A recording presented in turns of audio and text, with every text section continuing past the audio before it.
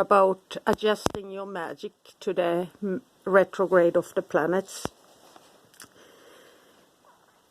And this is often something that happens on an internal level, but sometimes it can work for you well with the external level as well. But it quite often depends on how you view the planets. And I just made some... this is how I tried to make sigils in the old days for retrograde planets. I just threw them upside down to store the energy within them, so that I could recall what it felt like, especially in the beginning, since I charged the sigil of the planet going retrograde, so I could touch it and remember what it felt like. And I also tried to capture the energy of the void in a jar during a night, so I've done a lot of experiments and charging objects, of course. And when a planet goes retrograde, you have the good side and the bad sides of the planets anyhow. But if we look at Venus, works of love, lust, pleasure and friendship when it goes forward. But what does it do to these things when it goes retrograde? Does it remove the lust, the pleasure, or deepen the friendships and feelings? Or does it, if it's in a void, does it just suddenly stop?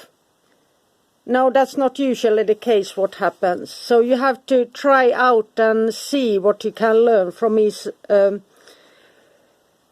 these retrogrades. And Jupiter is often connected to gaining wealth and position, gaining good health, and becoming invincible for some. And when Jupiter goes retrograde, not everybody loses all their wealth or friendships and so on. So, but it may maybe take slower to gain wealthy. So you have to try to adjust to that you work harder, you put in the extra hours, and the results will pay off later. And Mercury is interesting, especially now it's going retrograde with Mars, I think. Since it's obtaining knowledge and so on, with commerce, merchandise, but also in the old grimoires with deceit and theft when it goes forward. And Mars, the bad side of Mars when it goes forward, is killing, destroying or causing hatred, discord and unhappiness. Raising spirits of the dead, especially those murdered or killed in battle. And all operations connected with military matters. So when both Mercury and Mars goes retrograde, this can give us advantages and times to learn. And sometimes those who are raising the dead, they might get a lot of difficulty doing that, especially during when Mars goes retrograde. Well, it depends on the magician or the witch, but it can give us a little bit of time to manipulate the energies here. And that is the main thing, since negative aspects of the planet can turn to positive or positive to negative. And when we do our inner work, since usually when you're a magician you are channeling, not channeling, but the energy goes through you. So what you draw down is what you get. Since it comes you are the filter of that energy. So your intent and the work you've done with yourself is the one that can cleanse the energy in some way towards what your goal is. So if you fear retrogrades, fear draws in the negative qualities of all planets, whether they are going forward or going retrograde, since fear is something you have to face and so on. And sometimes you have to think that the devil is fear, unworthiness, neediness, and that you are accusing people. That is very common traits of a demon. So if you start to feel these things, there is something that is off that you need to work on. Work harder with the angels and tell them what is happening, and so you get over the fear. Fear is natural, but we can battle it. And one thing they do always in the military is they think through all the worst scenarios, or if they can visualize, they visualize. And so when time for the fear is to come, they already thought different ways to cope with it and work their minds through it. So they are never really paralyzed, since they already faced the fears beforehand, if that makes sense.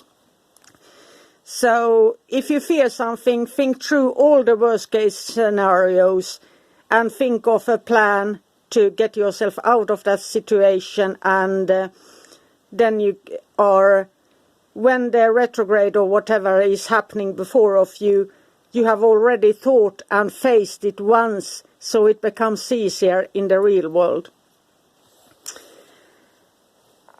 And since we know that many people always make bad choices and they attract the bad qualities of all the planets. Like with Jupiter, you can get so greedy, you can get to be a tyrant instead of freedom, you want to be a dictator and that kind of thing. So how they act in the real world, that shows what positive or negative aspect of the planets they are influenced by. And they don't have to be magicians or spiritual. The planet just affects them that way. And some people are just calculating and intellectual and don't have any empathy. And that's the way it's always been, I guess. So, and then we have the degrees and the hours of the planet. Since every day has a new degree, so that means that you can, what felt good in one day that is ruled by, the degree is ruled by Aries, the next day is ruled by Taurus, the second degree, and so on. So you can feel it differently in different ways. So whether you meditate or pray or do magic, you can learn to connect with the energies and feel, for sometimes they can be very positive for you. And myself, since I have the more masculine planets, the sun born in the afternoon, so the malefic planets gets more kinder to me, while the benefic planet gets worse to me, since I'm born in the day, during daytime, that born in the day and night time. That is the old school, really. And that means that I have always trouble with Venus and Jupiter more than I have with Saturn or Mars, for example, or Pluto. So that is interesting, and I just thought that one friend of mine took a black bag where he filled it with energy and put some stones or whatever he put in there, or some metals or jewelry. And then he held it in his hand and meditated upon it and got, since we all have different gifts. So this is just some idea, and I drew the planets on the other way side to represent, and maybe you do a X over them, or however you choose to have a sign for a retrograde planet. And so you can touch and remember the energy, and then you can of course store the energy for further workings depending on what kind of magic you do. So I hope you get some inspiration from this, and keep on working, since you always get better with time, and accepting failure is the part to wisdom, and with wisdom fear gives away. So just keep on doing it and it comes naturally. So, every action before reaction is the best way to go. roll with the punches and accept that there are things we can't change, and when you accept those things and you learn and transform yourself to follow and work through them, that's when the energy flows easy and there are not so many roadblocks hindering you. Have a magical day. Bye for now.